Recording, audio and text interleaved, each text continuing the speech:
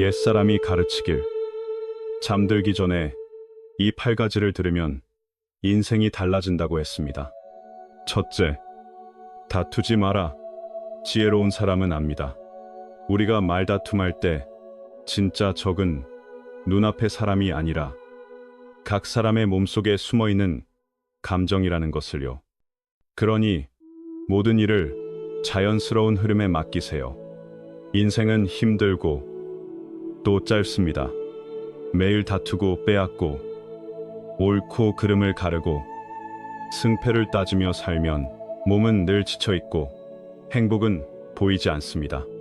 그러니 세상에서는 영리하게 처신해야 합니다. 어려운 상황일수록 한 걸음 먼저 양보하세요. 한 걸음 물러남은 미래에 더 멀리 나아갈 공간을 남겨주기 때문입니다. 특히 이 5부류를 만났을 때는 더 침착하세요. 고집으로 이기려 들지 않는 편이 훨씬 좋습니다. 1. 부모와 다투지 마라. 부모와 말다툼하고 싸우는 사람은 일도 인생도 잘 풀리지 않는 경우가 많습니다. 옛말에 집에 어른이 있으면 보물을 얻은 것과 같다고 했습니다. 부모는 가정의 뿌리입니다. 부모가 있어야 형제자매가 한자리에 모여 웃고 편안하고 행복할 수 있습니다. 부모는 가정의 머리이기도 합니다. 삶의 경험이 많아서 우리가 어려움에 부딪힐 때 조언을 해줄 수 있습니다. 부모가 있으면 힘들 때 돌아갈 곳이 있습니다. 부모가 없으면 가시덤불 같은 세상에서 방향을 잃고 떠돌기 쉽습니다. 그러니 부모에게는 존중과 인정이 필요합니다. 특히 연세가 많은 부모는 조언을 하며 연결감을 느끼고 싶어 합니다. 그때 자녀가 무시하거나 말대꾸하거나 부모가 틀렸다는 걸 증명하려 드는 것은 더더욱 하지 않는 게 좋습니다. 예로부터 어른들은 자식에게 사람의 도리를 가르칠 때 가장 먼저 효를 말했습니다. 효도는 예나 지금이나 변하지 않는 첫째 덕목이라고 했지요. 부모에게 효가 없고 낳아 길러준 이들을 사랑하고 공경할 줄 모르는 사람은 사회에 나가서도 타인을 진심으로 사랑하고 배려하는 사람이 되기 어렵습니다. 부모와 옳고 그름을 따지지 않는 것이 효도의 전부는 아닙니다. 하지만 길러준 은혜에 비하면 많은 옳고 그름은 작아 보이기도 합니다. 이 상사와 다투지 마라. 상사와 논쟁하거나 싸우는 것은 매우 어리석습니다. 먼저 상사는 체면이 필요합니다. 사람들 앞에서 정면으로 맞붙으면 상사는 체면을 잃고 퇴로가 없어집니다. 그 순간 상사는 당신에게 강하게 돌아서고 문제는 해결되지도 않습니다. 만약 상사가 정말 틀렸다면 흥분하지 말고 따로 시간을 잡아 조용히 이야기하세요. 또 상사는 권력과 자원을 쥐고 있습니다. 상사의 마음을 거스르면 인정받기도 어렵고 승진은 더 말할 것도 없습니다. 이런 말을 공허한 소리라 여기는 사람도 있지만 현실에서 대부분은 회사에 다니며 월급을 받고 살아갑니다. 그러니 상사의 체면을 세워주면 상사도 당신의 체면과 기회를 세워줄 수 있습니다. 3. 체면이 강한 사람과 다투지 마라. 살다 보면 자기 존엄과 체면을 가장 귀하게 여기는 사람을 만나게 됩니다. 이 부류의 특징은 과시를 좋아하고 체면을 중시하고 겉으로는 맞다고 말하지만 속으로는 다르게 생각하는 경우가 많다는 점입니다. 그러니 이런 사람을 상대할 때는 절대로 망신을 주지 말고 자존심을 건드리지 말고 함부로 해부하듯 평가하지 마세요. 존중하기 어렵다면 중립적인 태도로 말수를 줄이고 논쟁을 피하는 편이 낫습니다. 그래야 서로 무난하게 지낼 수 있습니다. 인생에서 중요한 건 친구를 늘리고 원수를 줄이는 것입니다. 이해해주는 사람이 한 명 늘면 힘들 때 도와줄 사람도 늘고 외로울 때 곁이 생기고 슬픔에 무너졌을 때 다시 일어나게 해줄 사람이 생깁니다. 진짜로 처세를 아는 사람은 가능한 많은 인연을 맺고 끈끈한 관계를 쌓아 사회적 자본을 키웁니다. 그럴수록 성공할 확률도 커집니다. 물론 모든 사람이 다 잘 맞는 건 아닙니다. 그럴 때는 상대의 민감한 지점을 피하고 상대가 자존심 상할 말을 삼가야 합니다. 그래야 관계가 좋아지고 시비도 줄어듭니다. 4. 배우자와 다투지 마라. 어른들은 말합니다. 한솥밥 먹는 그릇과 젓가락도 부딪히는데 하물며 함께 사는 부부에게 갈등이 없을 수 있겠느냐고요. 하지만 어떻게 싸우느냐는 하나의 기술입니다. 어떤 사람은 다툼을 통해 성숙해지고 어떤 사람은 다툼 때문에 마음이 다치고 가정이 무너집니다. 부부싸움은 사실을 이길 수는 있어도 정을 잃기 쉽습니다. 그러니 먼저 감정을 다스리고 그 다음 문제를 풀어야 합니다. 화가 나면 이성이 무너집니다. 다음 상황에서는 특히 옳고 그름을 따지지 마세요. 첫째, 화가 난 상태에서는 싸우지 마세요. 둘째, 사소한 일을 두고 따지지 마세요. 셋째, 큰일일수록 고함으로 해결하려 들지 마세요. 어떤 문제는 말싸움으로 풀리지 않습니다. 때를 골라 차분히 소통해야 합니다. 서운함과 다툼은 때때로 부부 생활의 양념이 될 수도 있습니다. 두 사람이 함께 잘 다루면 부부의 사랑이 더 깊어지고 서로를 더 이해하게 됩니다. 다툼의 목적은 옳고 그름 판정이 아니라 관계를 막다른 길로 몰아넣지 않는 것입니다. 오말이 통하지 않는 사람과 다투지 마라. 장자는 여름벌레에게 얼음을 논해봐야 소용없다고 했습니다. 고집이 세고 들으려 하지 않고 이해하려 하지 않는 사람과의 논쟁은 헛수고입니다. 세상에서 바보와 승부를 보지 않는 것 자체가 지혜입니다. 쓸데없는 곳에 시간을 버리지 마세요. 그 시간에 더 좋은 것을 얻을 수 있습니다. 때로는 모르는 척하고 못 들은 척하는 것이 손해가 아닙니다. 잘못된 사람과 다투면 긴장과 분노만 남습니다. 남과 싸우는 건 결국 스스로를 벌하는 일입니다. 싸움이 끝나면 두 사람 모두 패배합니다. 승자는 없습니다. 다만 누가 더 처참하게 지느냐의 차이일 뿐입니다. 말다툼의 본질은 남의 실수로 내 마음과 내 몸을 괴롭히는 것입니다. 인생은 짧은데 왜 스스로를 그렇게 힘들게 합니까? 함부로 독한 말을 해서 상대를 상처 주지 마세요. 논쟁을 하더라도 주제에 집중하고 핵심만 말하세요. 감정에 휘둘려 통제력을 잃지 마세요. 어떤 관계든 말을 하기 전에 이렇게 생각해 보세요. 내가 하려는 말이 도움이 되는가? 정말 꼭 해야 하는 말인가? 입이 시원하자고 말하지 말고 상대의 마음을 보세요. 좋은 말을 맞는 때에 말할 때와 침묵할 때를 아는 것. 그게 사람의 인격입니다. 현명한 사람은 늘 너그럽고 침착합니다. 누군가가 일부러 화를 끌어내려 해도 쉽지 않습니다. 세상은 온화함으로 상대하세요. 그게 고함치며 싸우는 것보다 오해를 훨씬 잘 풀어줍니다. 부자가 되어도 친구를 함부로 만들지 말고 공공할 때 친척을 함부로 찾지 말라.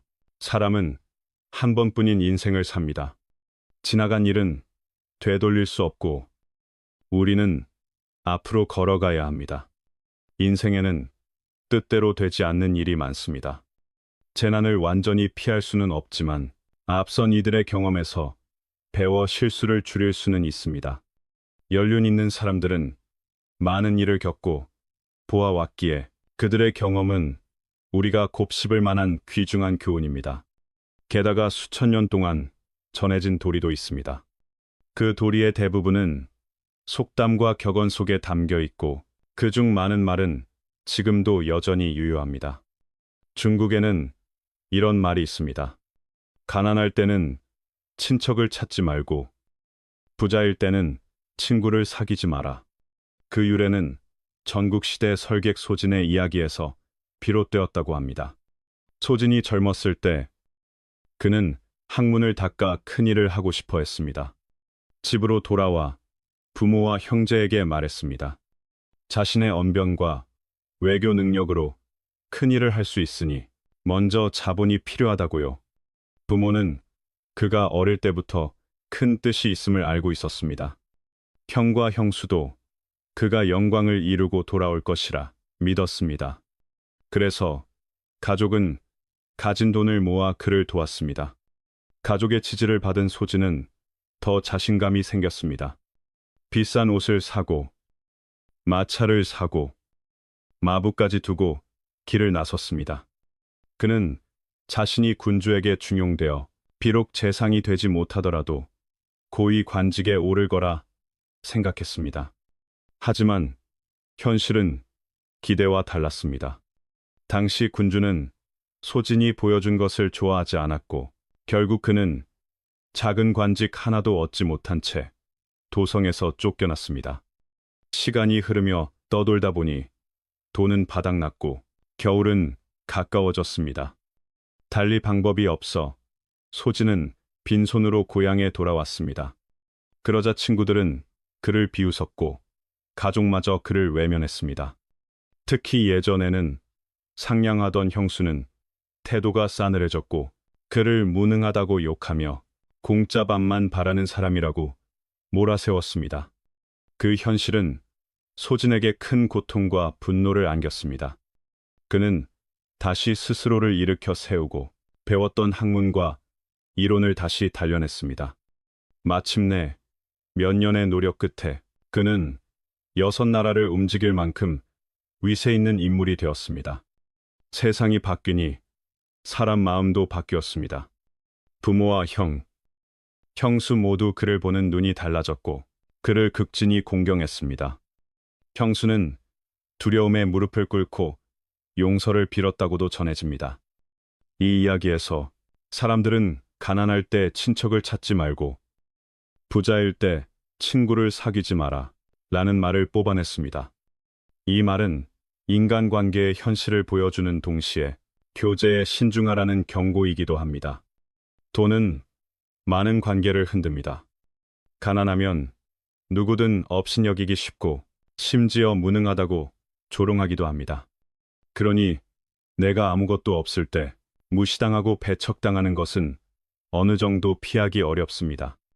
반대로 이익이 아니라 진심으로 맺어진 관계가 아니라면 결국 이익 때문에 멀어질 가능성이 큽니다. 진짜 친구란 아무것도 없던 시절에도 진심으로 대해준 사람입니다. 내가 안정되고 성취를 이루고 권력을 쥐면 주변의 태도는 즉시 달라질 수 있습니다. 심지어 과하게 치켜세우기도 합니다. 이것이 현실입니다. 우리는 이 말을 기억하되 소진처럼 어려움 앞에서 무너지지 않도록 마음을 다잡아야 합니다. 좋은 삶은 결국 앞으로 열릴 것입니다. 아는 사람에게서 거래처를 찾고 모르는 사람에게서 밥을 번다. 장사는 부자가 되는 가장 빠른 길로 여겨지지만 결코 쉽지 않습니다. 경험이 없고 내공이 부족하면 돈도 잃고 몸도 상할 수 있습니다. 장사는 하나의 학문과도 같아서 겉에서 보면 화려하지만 안에 들어가면 고단함을 알게 됩니다. 이론만으로는 성공하기 어렵고 현장 경험이 핵심입니다. 진짜 장사꾼은 시장 정보에 민감하고 멀리 봅니다. 기회가 보이면 즉시 움직이고 기회를 붙잡아 이익을 얻기 위해 달려듭니다. 그래서 옛말이 전해집니다. 아는 사람에게서 거래처를 찾고 모르는 사람에게서 밥을 번다. 장사하는 사람은 가족, 친구, 동료에게서 큰 이익을 남기려 하지 않습니다. 관계를 지키기 위해 높은 가격을 부르지 않고 원가와 크게 차이나지 않게 팔기도 합니다. 이익을 적게 보거나 때로는 본전만 남겨도 그 관계를 기반으로 사업을 키우는 길을 봅니다. 좋은 장사꾼은 관계를 이용해 좋은 물건과 좋은 조건을 얻는 방법을 압니다. 윗선과 연결이 있으면 더 좋은 도매가를 얻을 수도 있습니다. 그래서 사람들은 말합니다. 첫째는 관계, 둘째는 돈이라고요. 네트워크가 크고 고객이 크면 장사는 더 수월해지고 이익도 커지기 쉽습니다. 또 장사는 초기에 가족, 지인, 친구에게 할인해 주거나 무료로 써보게 하기도 합니다. 만족한 사람은 신뢰할 수 있는 광고가 되어 자기 주변에 소개해 줍니다. 그렇게 장사는 점점 잘 굴러갑니다.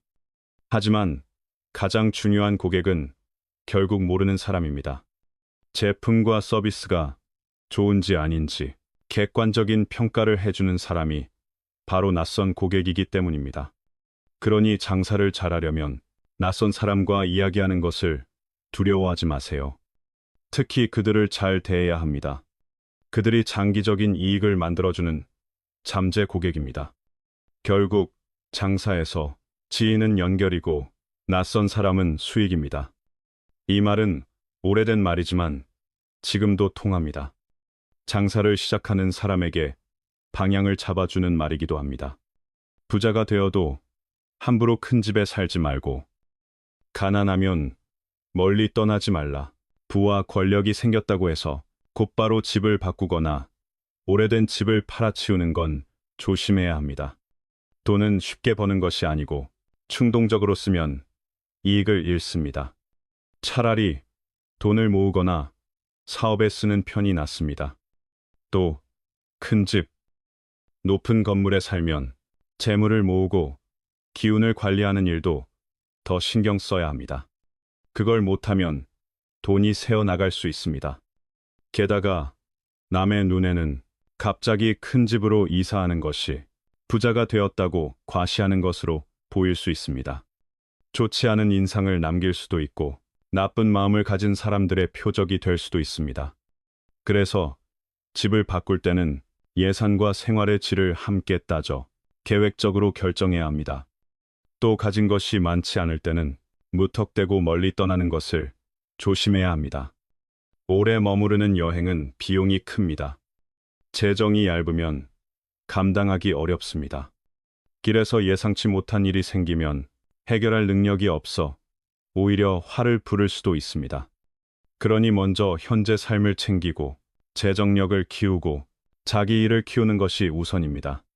멀리 여행을 가고 싶다면 가능한 상황을 모두 고려해 계획을 세우고 계산을 마친 뒤 결정하세요. 그리고 길에서는 돈을 더욱 조심해야 합니다.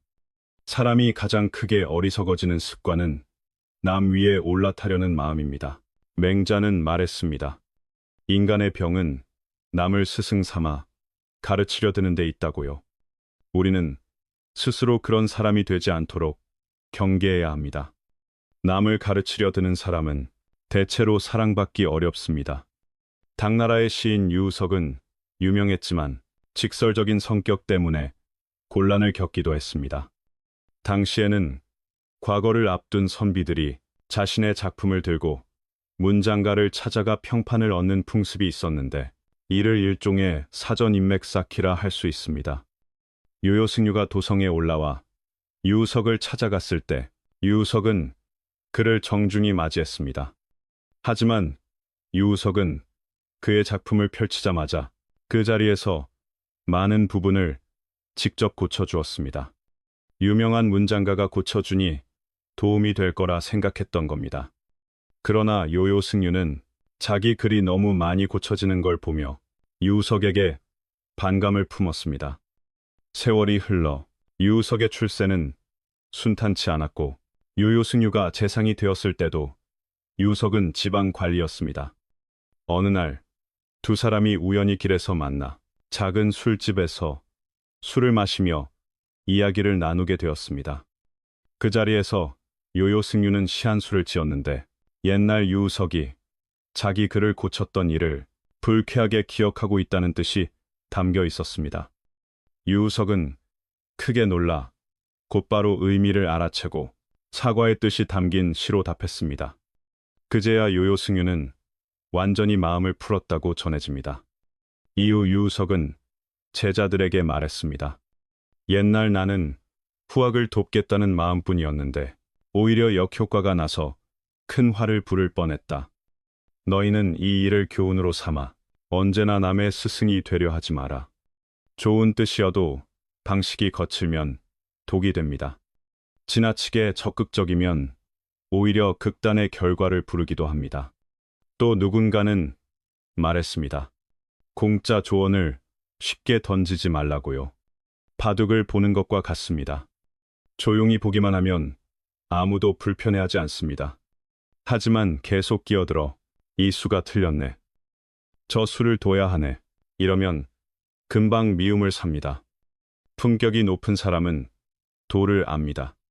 세상 일은 무엇이든 적당함이 중요합니다. 이런 말도 있습니다. 어른과 말할 때는 자존심을 잊지 말고, 남자와 말할 때는 체면을 잊지 말고, 여자와 말할 때는 감정을 잊지 말고, 윗사람과 말할 때는 존엄을 잊지 말고, 젊은이와 말할 때는 솔직함을 잊지 말고, 아이와 말할 때는 순수함을 잊지 말라. 감정 지능이 높은 사람은 교류의 지혜를 압니다. 기준을 알고 명령하듯 말하지 않고 부드럽게 상호작용합니다. 남을 가르치려 드는 태도는 대부분 자신을 지나치게 높이기 때문입니다.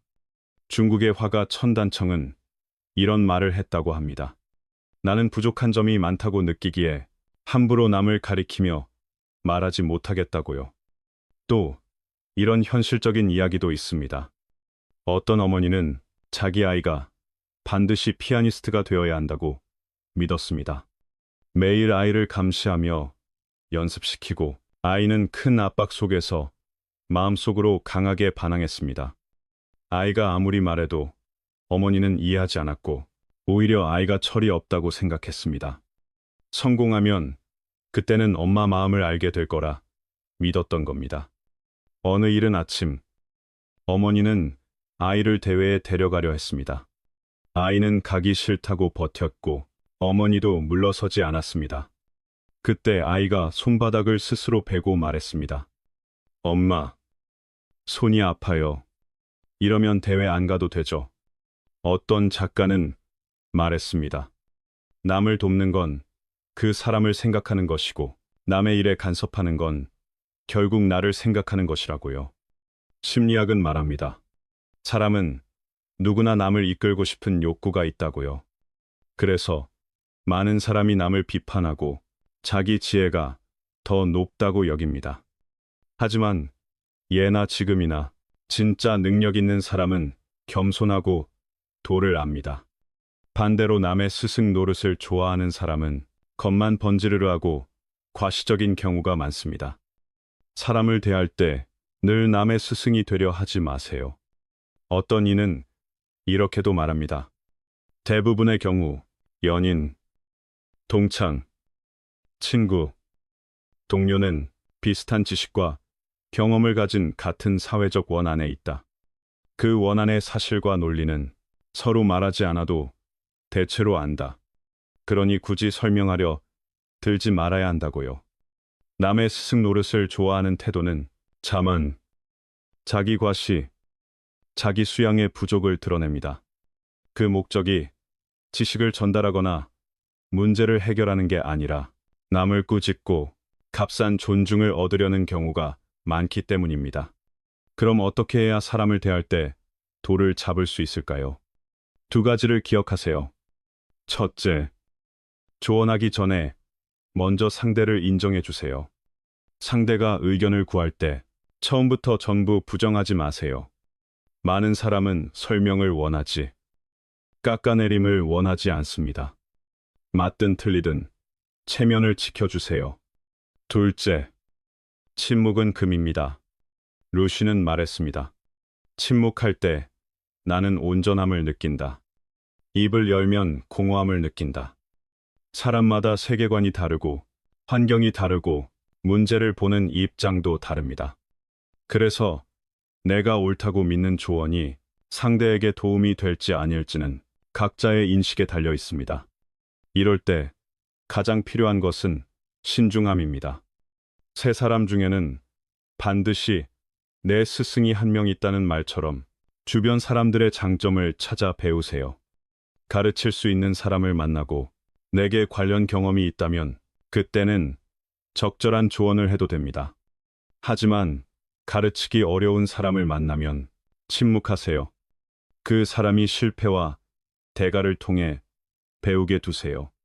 교육은 방법이 중요합니다.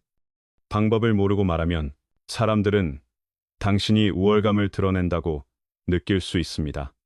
상대의 필요를 모른 채 내 기준으로만 추측해 떠들면 그 말은 결국 헛됩니다. 둘째, 화내지 마라. 큰 성취를 이루고 싶다면 먼저 감정을 다스리는 법을 배워야 합니다. 하지만 쉽지 않습니다. 겉으로는 성숙해 보여도 불쾌한 일을 만나면 감정을 폭발시키는 사람이 많습니다. 욕설하고 싸우고 손이 먼저 나가고 피가 날 정도로 다치는 일도 생깁니다. 매우 위험합니다. 화가 나면 마음속 무명의 불이 타오릅니다. 분노가 올라오는 순간 이미 진 것입니다. 감정을 다스리지 못하면 인생도 다스릴 수 없습니다. 이성이 무너지고 점점 더 깊이 가라앉게 됩니다. 이제 분노가 가져오는 결과와 분노를 줄이는 방법을 이야기하겠습니다.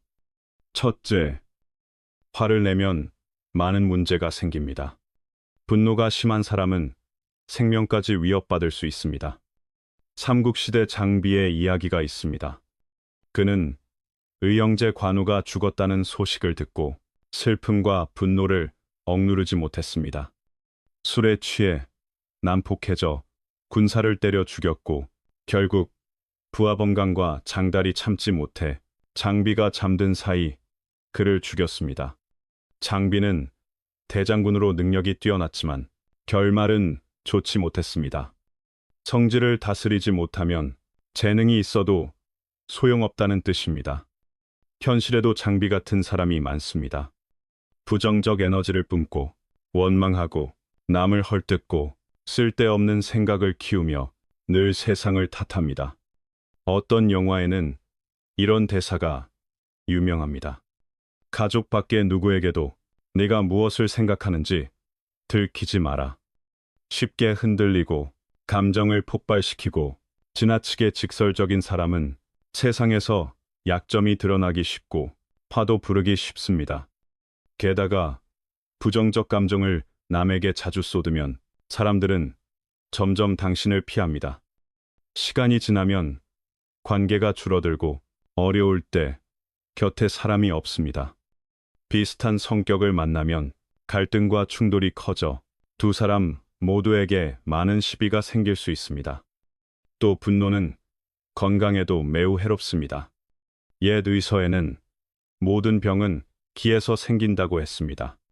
화는 간과 폐를 해치고 심장과 뇌혈관, 건강에도 위험합니다. 그러니 화는 세상에서 가장 나쁜 감정 중 하나라고 할 수 있습니다.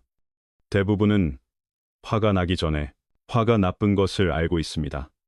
하지만 막상 자극을 받거나 문제가 생기면 감정을 통제하기 어렵고 이성을 잃기 쉽습니다. 그렇다면 우리는 어떻게 해야 할까요? 여기 몇 가지 방법이 있습니다. 혼자 있지 마세요. 속에 불편한 일이 있을 때 혼자 있으면 부정적 생각 속으로 더 깊이 빠질 뿐입니다. 심리학자들은 발견했습니다. 사람이 스트레스를 받거나 불행할 때 다른 사람과 대화하는 것이 분노를 줄이는데 가장 좋은 방법 중 하나라는 것을요. 누구나 그런 경험이 있을 겁니다. 괴로운 일이 있을 때 친구에게 털어놓으면 훨씬 나아지는 느낌. 그러니 화가 날 때 혼자 움츠러들지 마세요. 불편한 일은 말로 풀어내세요. 누군가가 함께 나눠주면 고통이 누그러지고 심리적으로 지지를 받아 긴장이 훨씬 완화됩니다. 사람은 분노를 완전히 없앨 수 없습니다. 하지만 붙잡고 고집할 필요도 없습니다. 마음이 흔들릴 수는 있어도 너무 오래, 너무 크게 화를 내지는 마세요. 그리고 억눌렀다면 곧바로 풀어낼 방법을 찾아야 합니다. 이것도 정신 건강을 지키는 방법입니다. 일본에서는 직장에 상사 얼굴 모형을 두고 직원이 스트레스를 풀게 하는 곳도 있다고 합니다. 꼭 그 방식을 그대로 따라할 필요는 없습니다. 중요한 건 나에게 맞는 해소법을 찾는 것입니다. 음악을 듣거나 등산을 하거나 달리기나 운동을 하세요. 주의를 돌리고 일, 공부, 관심사에 마음을 집중하세요. 또 스스로를 평가해 보세요. 왜 화가 났는가? 내 문제인가? 상대 문제인가? 이기면 무엇을 얻는가? 상대가 이기면 무엇이 달라지는가? 이렇게 따져보면 대부분의 싸움은 무의미하다는 걸 알게 됩니다. 서로 한 입, 나도 한 입 하는 식으로 가면 결국 둘 다 상처만 남고 그물도 찢어지고 물고기도 죽는 결과가 됩니다. 우리는 때로 참는 법, 양보하는 법을 배워야 합니다. 그건 비겁함이 아닙니다. 사소한 일에 집착해 승부를 보려는 사람은 어리석습니다. 이겨봐야 남는 게 없고 시간만 버립니다. 지혜로운 사람은 차분합니다. 시간을 더 큰 꿈과 목표에 씁니다. 성공한 뒤 돌아보면 그때는 승패가 이미 정리되어 있습니다. 셋째, 벽 위에 또 벽을 쌓지 마라. 이 말은 집을 어떻게 지으라는 뜻이 아닙니다. 그 뒤의 의미는 어떤 영역에서든 한계를 알아야 한다는 경고입니다. 무엇이든 극에 달하면 되레 반대로 돌아섭니다. 그렇게 되면 매우 나쁜 결과가 나옵니다. 벽 위에 또 벽을 쌓는 삶이 가져오는 해를 세 가지로 보겠습니다. 첫째, 관계를 해칩니다. 이런 이야기가 있습니다. 한 목수가 두 아들을 키워 크게 만들었지만 두 아들은 늙은 아버지를 모시려 하지 않았습니다. 친척과 이웃이 설득해 두 아들이 번갈아 모시게 되었지만 31일이 되는 날이면 서로 손해보기 싫어 아버지를 떠넘기려 했습니다. 목수는 두 아들 집 사이 경계에 앉아 하늘에 맡긴 채 한숨만 쉬었습니다.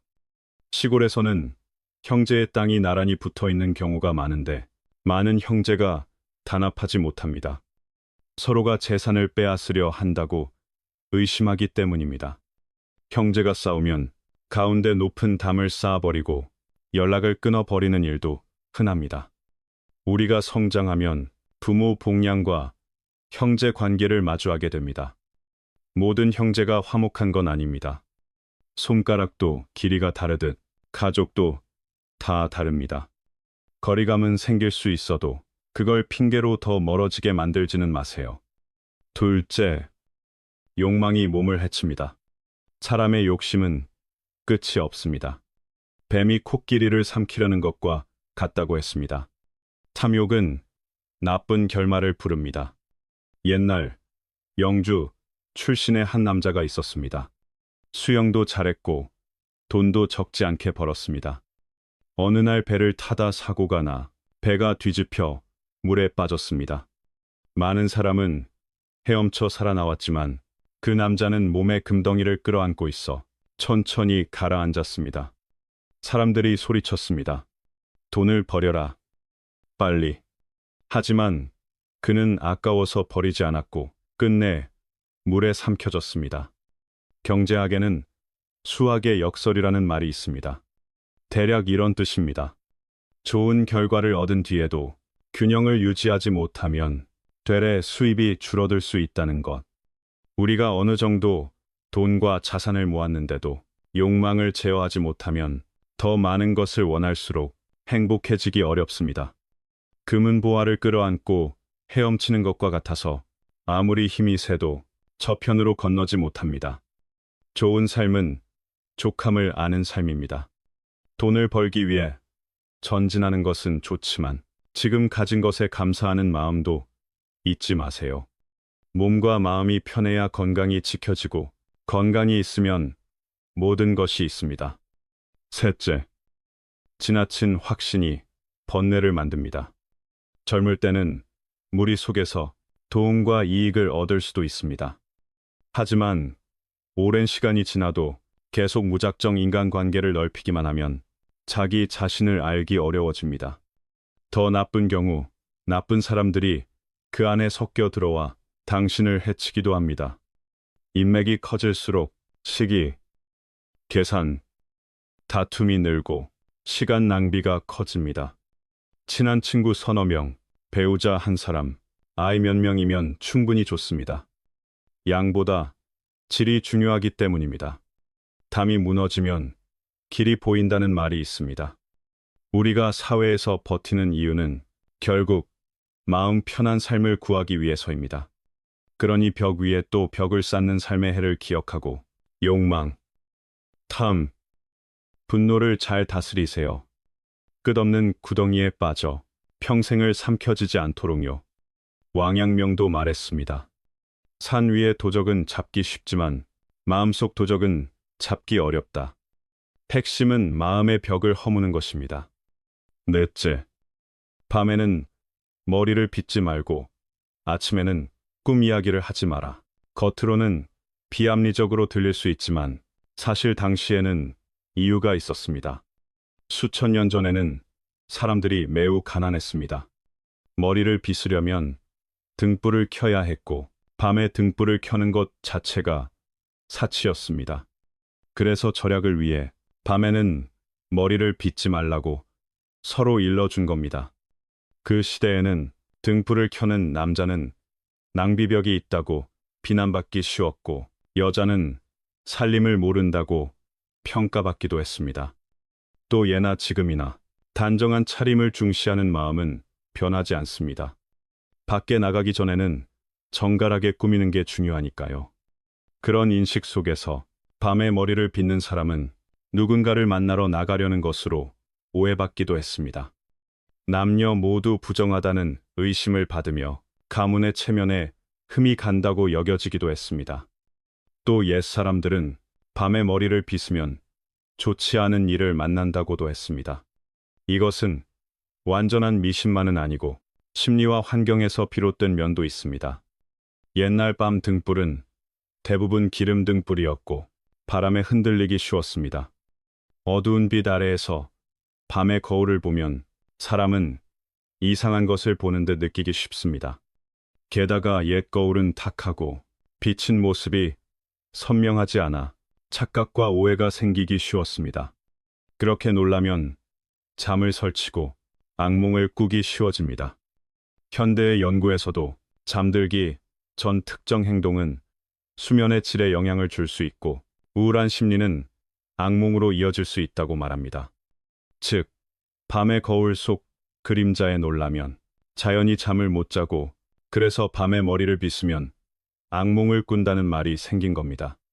이런 관점에서 보면 밤에 머리를 빗지 말라는 말은 자연 현상과 인간 심리가 결합된 생활 지혜였습니다. 지금은 전등도 밝고 거울도 선명하며 빛과 시야가 좋아졌습니다. 그래서 밤에 거울을 보고 머리를 빗는다고 해서 그 자체가 문제가 되지는 않습니다. 옛날에는 과학이 발달하지 않아 사람들은 꿈을 어떤 힘의 상켓, 인도의 메시지로 여겼습니다. 옛 왕들도 꿈의 계시를 믿었다고 합니다. 대체로 꿈을 미래의 징조로 보는 시각이 있었던 겁니다. 그렇다면 왜 아침에는 꿈 이야기를 하지 말라고 했을까요? 꿈을 미래의 징조로 본다면 모순처럼 보일 수도 있습니다. 하지만 핵심은 하루의 계획은 아침에 시작된다는 점입니다. 하루를 효율적으로 보내려면 잠에서 깬 뒤 몸과 마음의 에너지가 충만해야 합니다. 그런데 꿈풀이에 빠지면 오히려 역효과가 납니다. 좋은 꿈은 들뜨게 하고 나쁜 꿈은 심리를 무겁게 만들 수 있습니다. 이런 흔들림은 삶의 전반적인 발전에 불리합니다. 심하면 작은 영향이 큰 결과로 번질 수도 있습니다. 과학적으로 꿈은 예언이 아니라 무의식의 작용입니다. 게다가 많은 사람은 꿈의 내용을 또렷이 설명하지도 못합니다. 실체 없는 것에 과도하게 매달리면 도움이 되지 않을 뿐 아니라 삶의 질만 떨어질 수 있습니다. 결론적으로 이 말은 꿈에 너무 휘둘리지 말라는 뜻입니다. 낮에도 지나치게 걱정하지 말라는 뜻입니다. 그렇게 사는 것이 오히려 이롭습니다. 대신 해야 할 일은 행동입니다. 행동이 없으면 어떤 계획도 현실이 될 수 없습니다. 끝까지 들어주셔서 감사합니다.